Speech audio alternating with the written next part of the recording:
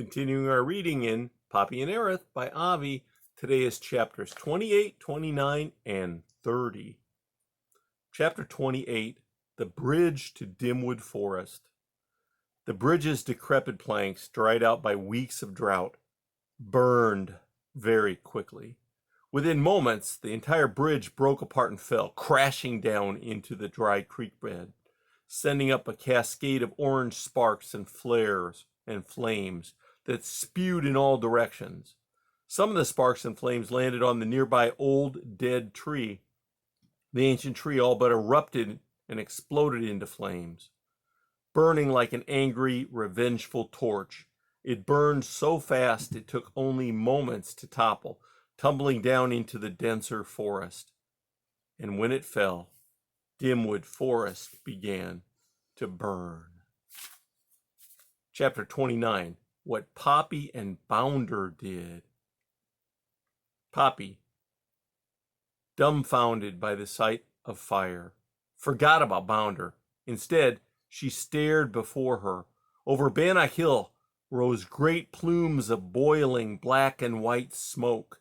Spikes of flame darted through the smoke like snake tongues.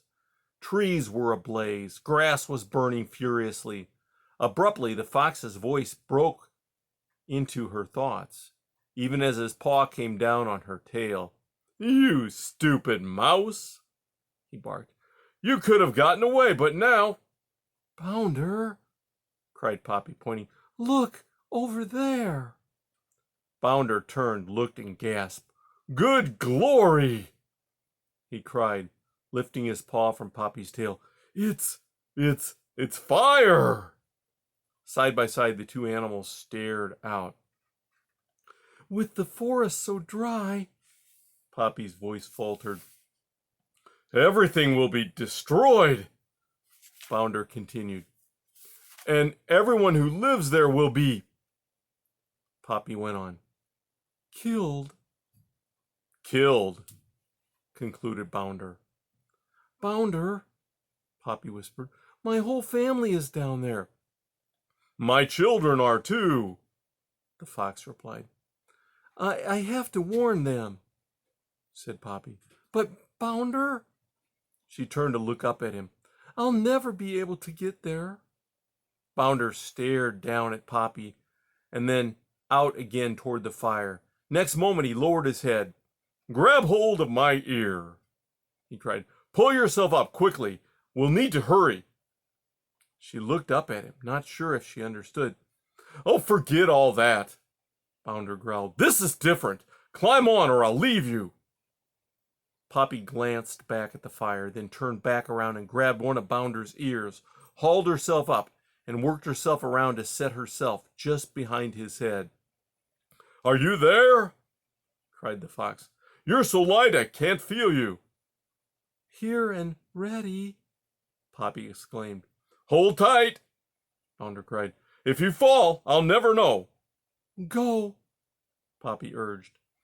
With Poppy clinging to his fur, Bounder plunged down in a great leap, going so fast he all but tumbled down the ridge, body low to the ground, bushy red tail streaming behind, neck stretched out, ears pushed back.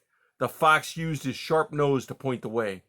Charging forward with leaps and bounds over low spots, galloping furiously where it was flat, he raced as fast as he could.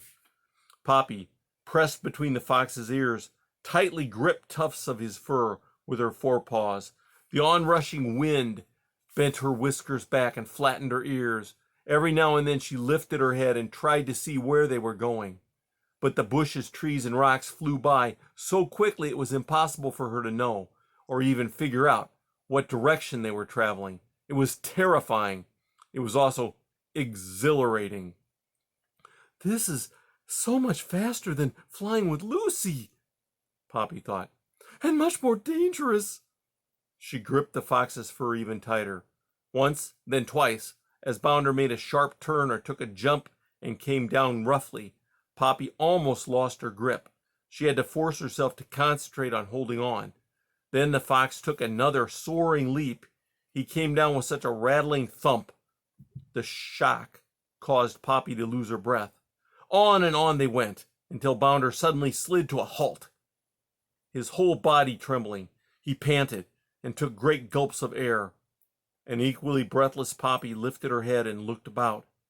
They were somewhere in the middle of Dimwood Forest. Thick, heavy smoke coursed in multiple layers, swirling now this way, now that. It stung her eyes and reached into her lungs, making her choke and cough. Its smell was a clotting stench of burning wood and leaves, sickening. "Where are we?" Poppy called over the loud crackling and snapping. "Not far from the forest edge," the fox gasped as he tried to regain his breath. "Oh, over there," he pointed with his nose, "is the creek. Where do you want me to take you?" I need to get home." "Oh, which way is that?" Is that Glitter Creek ahead?" "Yes." "Do you know the bridge that crosses it?" "I think so." If you can get me there," said Poppy, there's a path that will take me home." "Keep holding on," cried the fox. Turning, he dashed toward the creek. Poppy put her head down. It wasn't long before Bounder stopped again. "Poppy," he called. What's the matter?" We're headed right toward the fire." Poppy sat up and looked. The smoke was thicker, the stench stronger. Noises were louder, too. She could see flames, as awful as the summer's heat had been. The heat from the fire was twice as bad. "How far is the creek?" she called. "Just ahead." "Hopefully the fire hasn't crossed over yet." "Don't know. I'll try. Here we go. Hang on." As Bounder charged forward, Poppy dropped down again and gripped the fox's fur.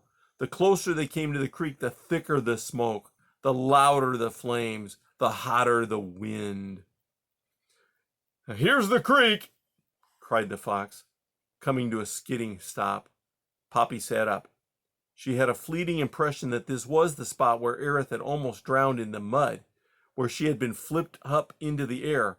But what commanded her attention now was the fire on the far side of the creek. There was smoke, thick black smoke. Even more appalling were the great sheets of flame that reached up like jagged red and yellow claws, ripping furiously at the sky. "Poppy," Bounder barked, "look over there." He pointed with his nose. The swirling smoke made it hard to see anything clearly, but what Poppy did see squeezed her stomach. The old bridge, its planks engulfed in flames, had collapsed into the dry creek bed. The fire had spread into the forest. Bushes were on fire, so were dry grasses. Entire trees were burning like towering torches. Other trees, glowing red-orange, were tumbling and falling, spewing sparks in all directions, setting even more trees aflame.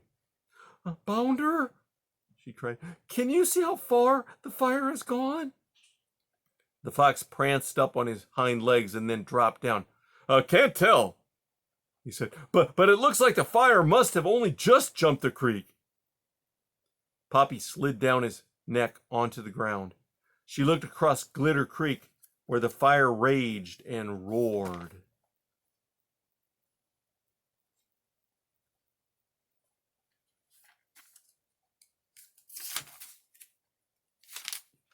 Bannock Hill was no longer visible. She thought of the gray house ruins, her old childhood home. She wondered what was happening there, and more importantly, whether her relatives were safe. Then she reminded herself the house ruins were in the open. Surely the mice living there had seen the flame and fire and escaped. Her thoughts turned back to her own family. If the entire forest caught fire...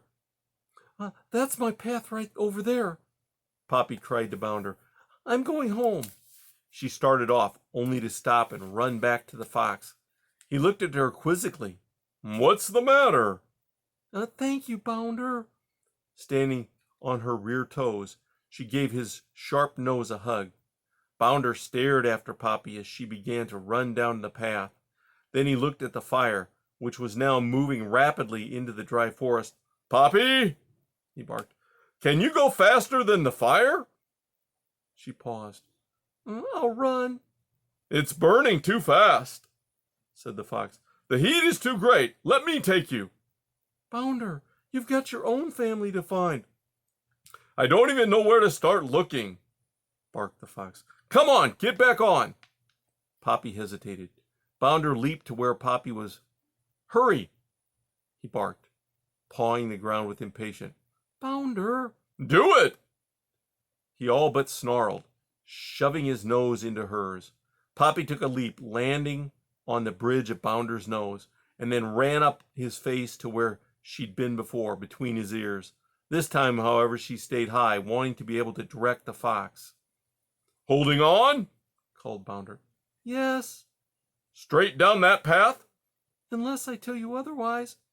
Here we go, the fox bade, and started forward with a trot, only to shift into a gallop as he skirted close to the fire, close enough so that his hair singed.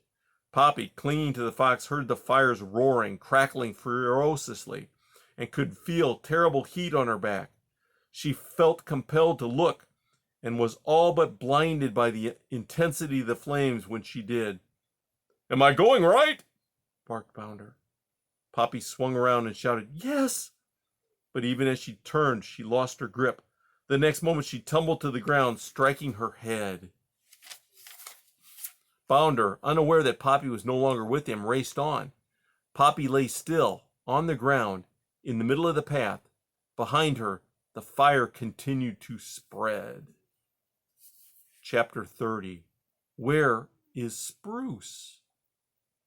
Ereth had informed Junior about the dell that he had selected for Poppy's funeral service. Junior, agreeing, said, There will be at least 100 of Poppy's closest and dearest relations. The ones who loved her the most. Children, grandchildren, great-grandchildren, which is to say, everyone. Ereth, thinking, I loved her the most, smiled. And Uncle Ereth, Junior reminded the porcupine, will you make just a few opening remarks, won't you? The rest of the family, my brothers and sisters, want to speak. Ereth continued to smile. Junior considered him with some puzzlement. Uncle Ereth, are you all right? Of course I am, cried the porcupine. Why are you asking? Because you are, well, smiling, and you never smile. It looks somewhat odd. I don't care what it looks like. I'm smiling because I want to. Ereth snarled through his smile. But this is such a sad time. Why are you smiling now? If I want to be sad by smiling, then I'll smile, shouted Ereth, and he put his paws into his mouth and pulled the corners of his lips to either side so as to make the widest grin possible. Junior considered the porcupine. And I just realized, you're not swearing either. Listen here, you pickled. Pickled what? Ereth smiled broadly. Never mind. Fine with me, said Junior, shaking his head. We'll have the service today at twilight. It should be a little cooler by then. He turned away but glanced back.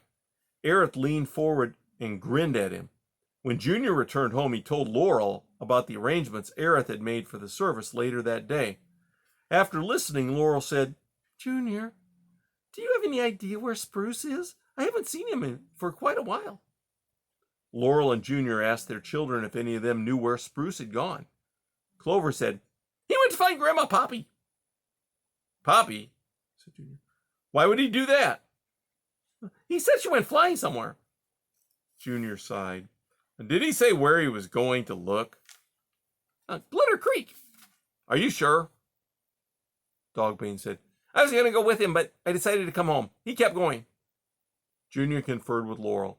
Glitter Creek is a long way off, he said to Laurel. I'm not even sure he's been there before. Now, Junior, you know how often Spruce has taken off on his own. I wish his brothers and sisters were as independent, and he always gets back safely, doesn't he? But Poppy's funeral service is going to start soon.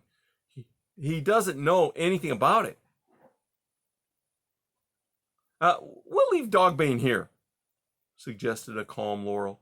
When Spruce returns, the two of them can come along to the dell together. Now, I think you'd better consider what you're going to say at the funeral, and don't worry about Spruce.